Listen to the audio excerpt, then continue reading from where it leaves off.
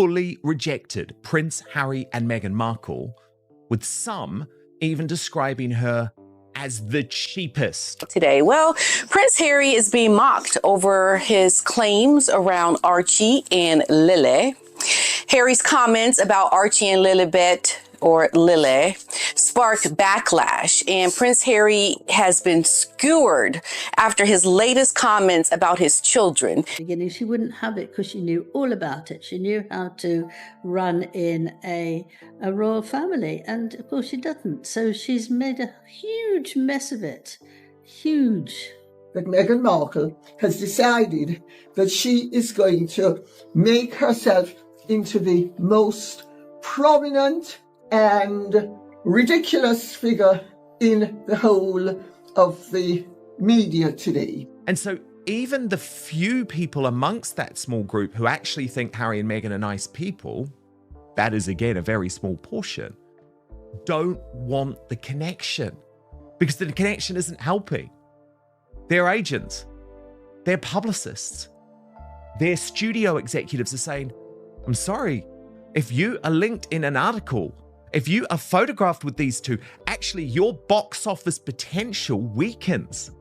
Nobody expected Prince Harry to drop words this heavy out in public, but the second he opened his mouth, the whole royal world froze up. 7 simple words hit harder than any palace statement, any interview, any documentary clip people have seen in years. And once those words started spreading online, royal insiders, commentators, and even longtime Sussex supporters started looking at each other sideways because the meaning behind them was impossible to ignore. What did he say? Things didn't land the way I expected. That's it. 7 words. Talking about children the other day, I bet she can't believe it, but she does feel that, she'll go 10 times more people will be there than Catherine, but she's wrong, and she doesn't understand it. She cannot understand. And the people who don't want her, who find her rude and actually just thinking about herself. Harry's parenting narrative faces new scrutiny, and Harry's children claims are also being talked about in a lot of heated debates because we're coming to this whole different narrative around Harry and his children because he is having regrets. He's making comments about how things with his children didn't land the way that he had expected, and that the public is questioning Harry's parenting narrative again because it is so unbelievably triggering because we all saw this coming. But those 7 words carried years of frustration, regret, confusion, and disappointment wrapped into one sentence. This wasn't Harry talking about some cancelled business venture or another Hollywood deal going sideways. This was a father talking about his own children and the reality surrounding their lives. That's why the reaction was immediate. People who normally defend Harry stayed quiet for a second because he almost never speaks this honestly anymore. Harry usually sticks to the polished version, the safe version, the carefully managed public version. He rarely lets the mask slip in a way that exposes what's really going on behind closed doors. But this time, he said something that sounded painfully real, and people caught it instantly. Because when you strip away the media training, the PR language, and the emotional storytelling, what Harry is really admitting is huge. And she is well known to be the perfect embodiment of what a real nanny is about. And to such an extent that the king has awarded her the Silver Medal of the Royal Victorian Order. That's pretty hefty stuff. Oh God, when everything is spiraling out of control and only 10 people have turned up to your key speech, when you decide to accidentally post pictures, look at this, of your husband having an argument with the nanny on your wedding day, then what more is there to do than yet another disastrous advertising post making 0 sense, but showing that you are, these days, pretty damn crazy.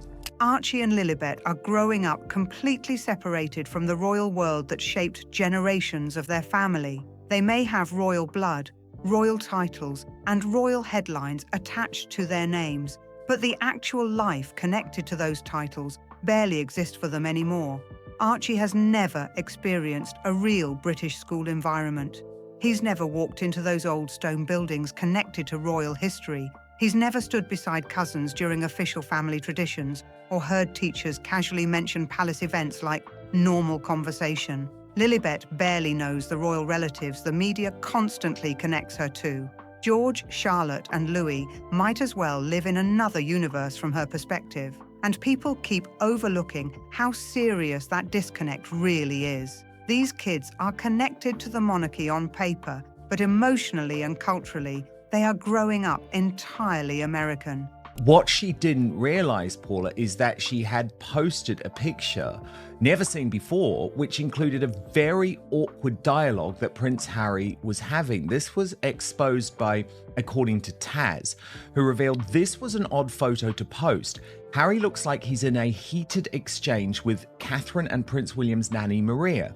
The little children look wary of Harry, so that backs this theory up.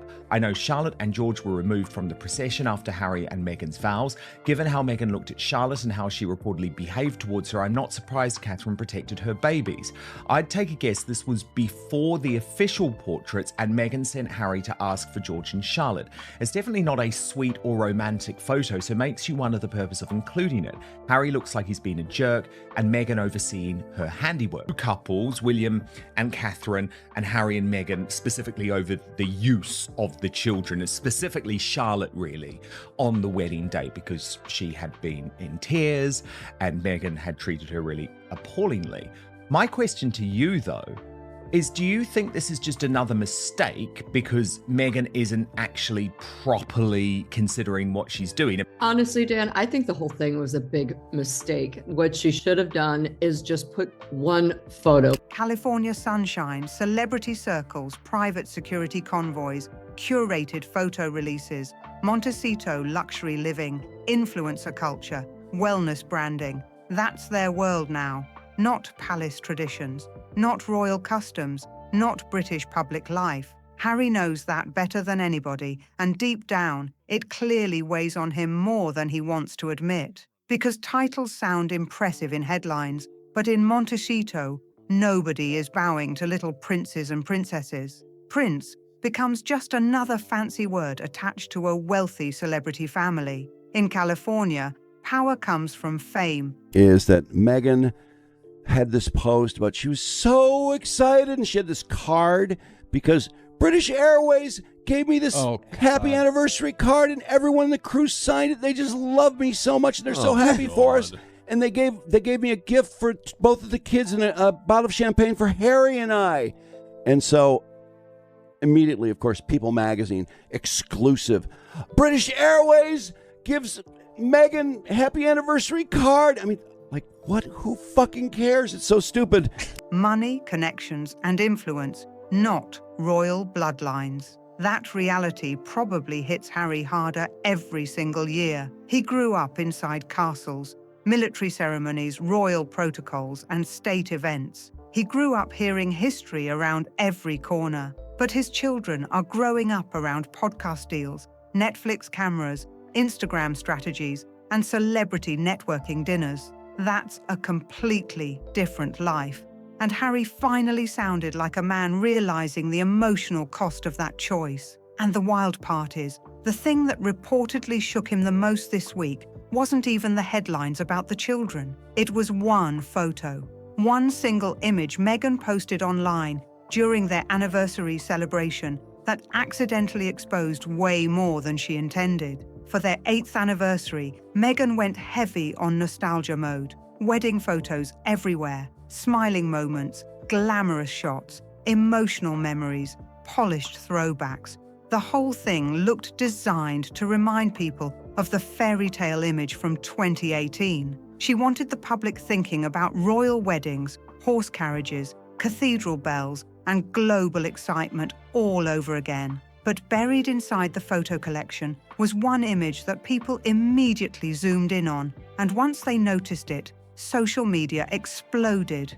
Because the photo didn't show romance, it didn't show joy, it showed tension. The image captured Harry being spoken to very seriously by Maria Teresa Turrion-Barallo, the longtime nanny for the Wales children. And this wasn't just some random staff member walking around in the background. Maria Teresa is one of the most trusted people inside the royal household. This woman trained at Norland College, which is basically the elite academy for royal-level childcare. Norland nannies are famous for discipline, structure, professionalism, and loyalty.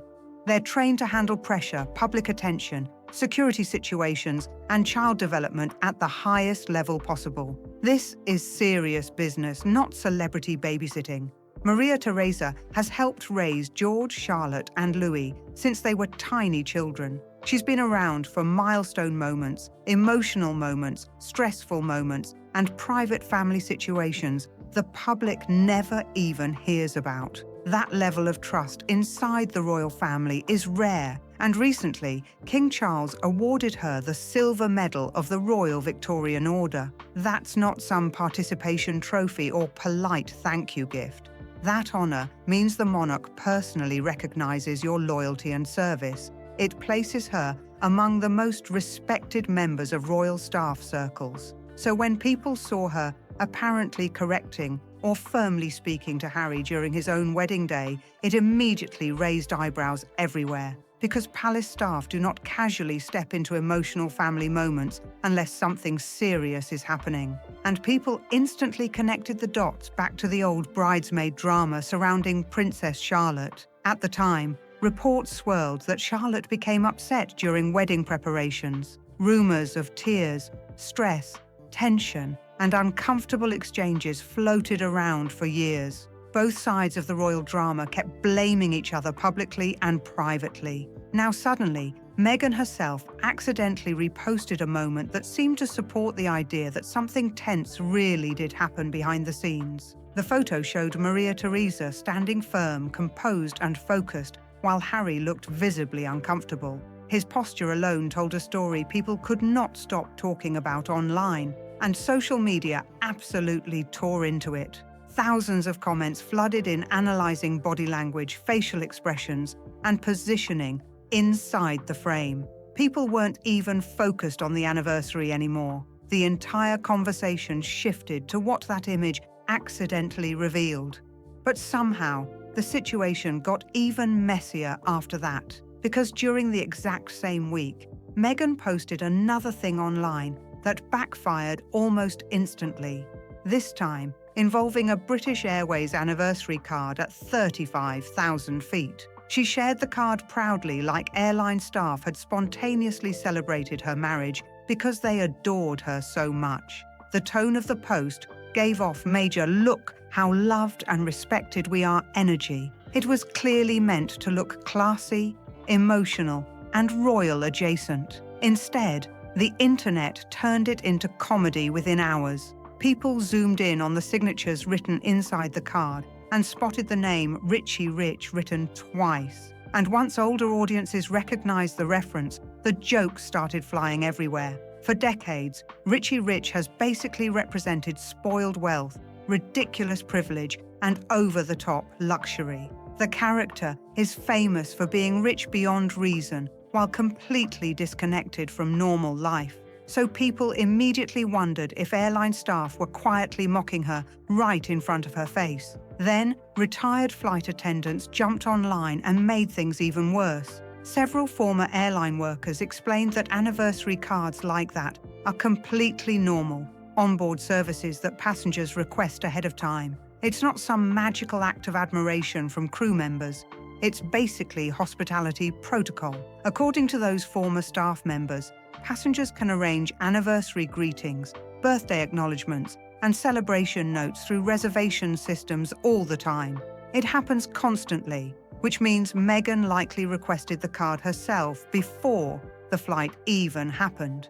Once that explanation spread, the entire post collapsed into embarrassment online. Instead of looking adored, she looked staged. Instead of looking spontaneous, it looked planned. And the internet absolutely roasted the situation from every direction. People were laughing in comment sections across multiple countries. Memes exploded everywhere. Some mocked the Richie Rich signatures. Others mocked the carefully curated presentation style. Some even joked that every part of the Sussex public image now feels overly managed and desperate for validation. But the anniversary posts, the airline drama, and the wedding photo chaos still didn't explain the biggest question people kept asking. Why was Meghan suddenly pushing this massive nostalgia campaign so aggressively in the first place? That answer reportedly traces back to Geneva, and insiders say the situation there was way more humiliating than most people even realize. Because this event was allegedly supposed to be huge for Meghan's image, the Sussex camp reportedly viewed it as a turning point, almost like the beginning of a serious global leadership era. Big speeches, international influence, humanitarian credibility, political relevance, that was the vision being quietly pushed behind the scenes. She traveled across the world expecting momentum, attention, and influence. Security teams prepared. Barriers were set up. Organizers reportedly anticipated larger engagement. There was serious expectation surrounding the appearance. But when the moment actually arrived, the turnout reportedly looked shockingly weak. Instead of packed crowds and overwhelming excitement, reports claimed there were barely a couple dozen people visibly gathered around. Some online observers estimated maybe 15 or 20 individuals total. And according to critics, several attendees appeared connected directly to the organizations hosting the event rather than organic supporters. That visual alone created bad headlines fast, because once empty crowd images hit social media, there's almost no recovering from it online. The internet notices everything now. But insiders say the most damaging image from the entire Geneva appearance wasn't even the small audience size. It was one random moment nearby that accidentally became symbolic of the whole situation. A woman standing alone at a bus stop suddenly became the image people could not stop sharing. One tiny moment from Geneva ended up causing way more damage than Meghan's actual speech ever did.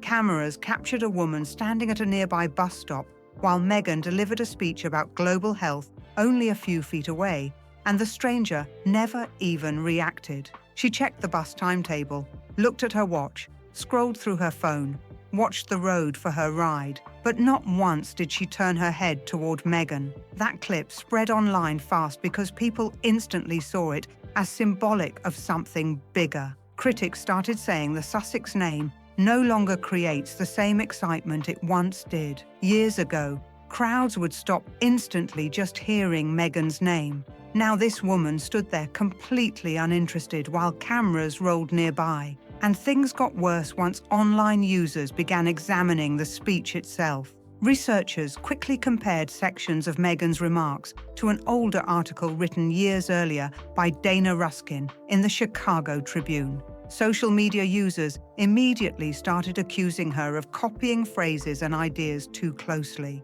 Plagiarism rumors exploded across the internet within hours. Whether fair or exaggerated, once those accusations started spreading, the event lost control of its own narrative completely.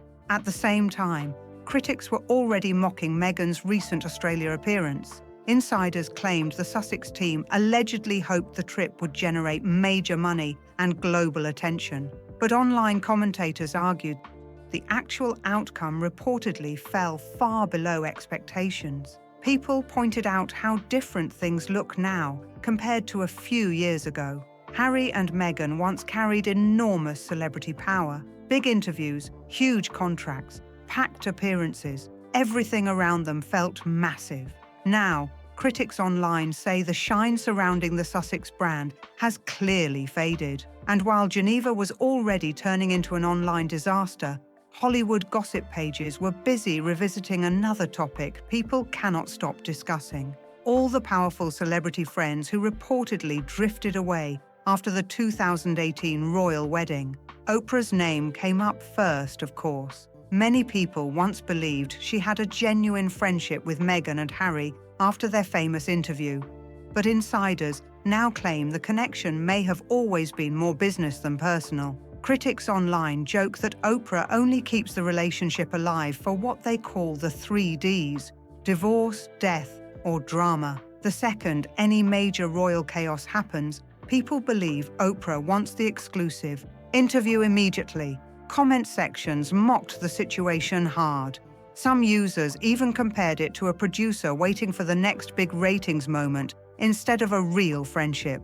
Then attention shifted to George and Amal Clooney. Even though the Clooneys attended the wedding years ago, people noticed Harry and Meghan have reportedly never been invited to the Clooneys' major humanitarian gala event since then. Royal watchers instantly treated that as another sign that relationships quietly cooled off behind the scenes. The Beckham situation added even more fuel to the conversation. David Beckham once appeared very close to Harry publicly, but stories resurfaced claiming Harry refused to meet with him during the Invictus Games period, despite Beckham traveling all the way there. Now, David Beckham is regularly photographed beside King Charles and Prince William at royal events, smiling comfortably with the family. Online critics immediately started calling that a very public shift in loyalty. Serena Williams also became part of the discussion. Serena supported Meghan publicly for years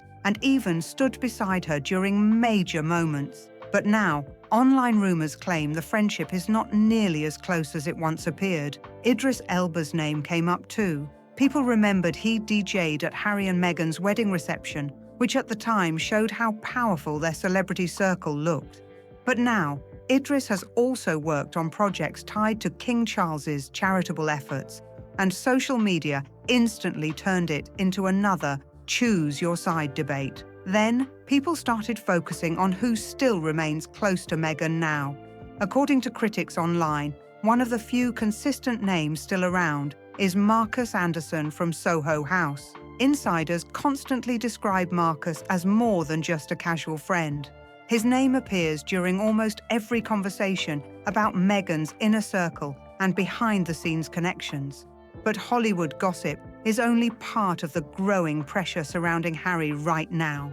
The bigger concern may actually involve Invictus Games, the one project still strongly connected to his image. That's why recent leadership changes sparked so much attention online. A respected board member, Melanie P., quietly stepped down from her vice chairman role, and the internet instantly started speculating about deeper problems behind the scenes. Then royal commentator Neil Sean discussed rumors that Mike Tindall could potentially become more involved with Invictus in the future. And for longtime royal followers, that possibility sounded huge. Mike Tindall is respected by veterans, sports fans, and royal supporters alike. He represented England in rugby at the highest level, married Zara Tindall, and built a reputation for staying loyal and drama-free publicly. Unlike Harry, Mike has never publicly attacked the monarchy or participated in explosive interviews criticizing the royal family. So once his name entered the Invictus conversation, critics immediately started wondering if Harry's role around the organization could slowly weaken over time. Meanwhile, Birmingham 2027 is already reportedly facing financial pressure as the next Invictus host city. That's where fresh criticism surrounding Harry and Meghan started spreading again online. Critics accused Meghan of expecting luxury accommodations, expensive travel arrangements, and high-profile treatment tied to charity-related appearances. Defenders argued many of the rumors were exaggerated, but once the accusations hit social media, the backlash grew quickly. Some donors and supporters reportedly voiced frustration online, arguing that the focus should remain entirely on wounded veterans instead of celebrity image management. And according to royal insiders, Harry may now need support from King Charles himself to help stabilize the public image surrounding Invictus moving forward. The same father Harry criticized publicly in interviews and in Spare could now become the person capable of helping rescue the project most connected to his legacy. But while all this public drama continues outside, another photo suddenly caused a completely different wave of controversy online. The image showed Meghan standing in stiletto heels, while little Lilibet sat near her feet during what appeared to be a carefully staged moment inside their Montecito home. The caption underneath read, "My Little Helper," and social media reacted immediately. Some viewers thought the moment looked harmless and sweet. Others argued the setup felt overly posed for social media presentation. Parenting bloggers, celebrity commentators, and online critics quickly began debating the image from every angle. People focused heavily on the positioning, the camera framing, the styling, and the overall presentation. Critics argued the image looked more carefully arranged than natural, while supporters defended it as a normal family moment shared online. And once those debates exploded across social media, attention shifted directly toward the visual itself, the heels, the pose, the angle, and the performance-like feeling surrounding the entire photo. Royal commentators went further with their analysis, pointing out that this mirrors the same way Harry now appears in public life. They describe him opening doors, carrying bags, and walking slightly behind Meghan in airports and public spaces, while she moves ahead with confidence and control. Then, an older clip resurfaced again and reignited debate online. It showed Archie in the garden, while Meghan asked if he wanted to help with the hose. The small voice replied, "Only if you want me to." That single sentence spread quickly because viewers felt it sounded unusually careful for a child.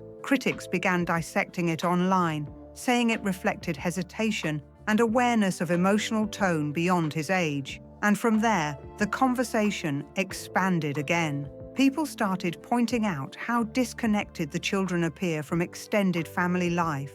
No visible regular time with grandparents, no consistent public interaction with cousins, no strong presence of royal relatives in Britain, no public involvement with Thomas Markle, very limited visibility of Doria in shared family settings. Instead, critics describe a tightly controlled environment in Montecito, security gates, staff presence, curated media moments, and highly managed public appearances. Even the 8th anniversary video became part of the criticism cycle. The happy anniversary clip, meant to feel warm and personal, was heavily analysed online almost immediately. Viewers pointed out details like the cake appearing to have 4 candles instead of 8. Others focused on the tone and delivery of the children, claiming parts sounded overly directed. Supporters pushed back, saying people were overanalyzing normal family footage, but the debate only intensified across platforms.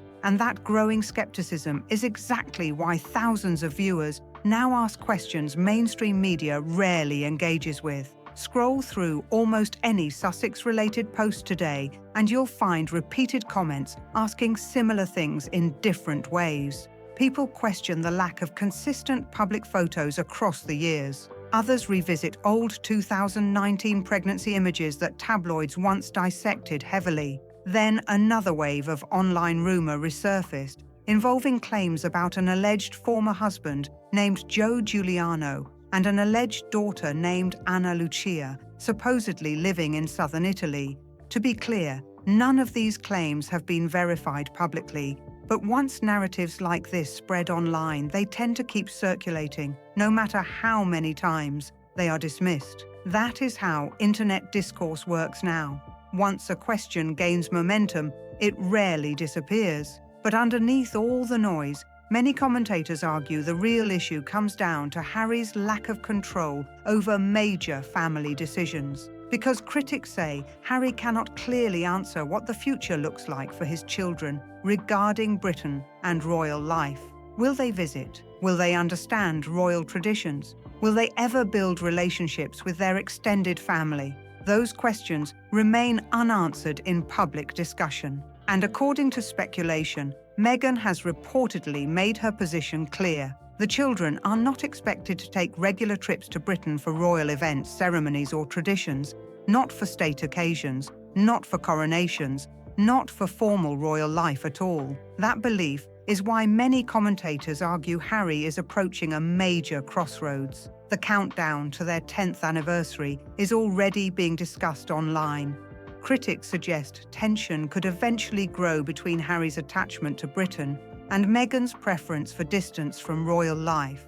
And if that conflict ever becomes public, the fallout could be significant. Hollywood gossip circles already treat it like a future headline waiting to happen. Oprah's name keeps resurfacing too, with critics joking she's always positioned for the next big Sussex moment if things fall apart. At this stage, critics argue Harry may only have two real directions left: stay in Montecito permanently and fully detach from Britain, or attempt to reclaim his children's royal identity and risk losing his marriage in the process. There is no middle path left in the way commentators describe it. That ended when they stepped away from royal duties in 2020. And pressure continues building around Harry from every direction. Hollywood influence appears weaker. Public opinion is deeply divided. Former allies seem increasingly distant. The Beckhams appear closer to King Charles publicly.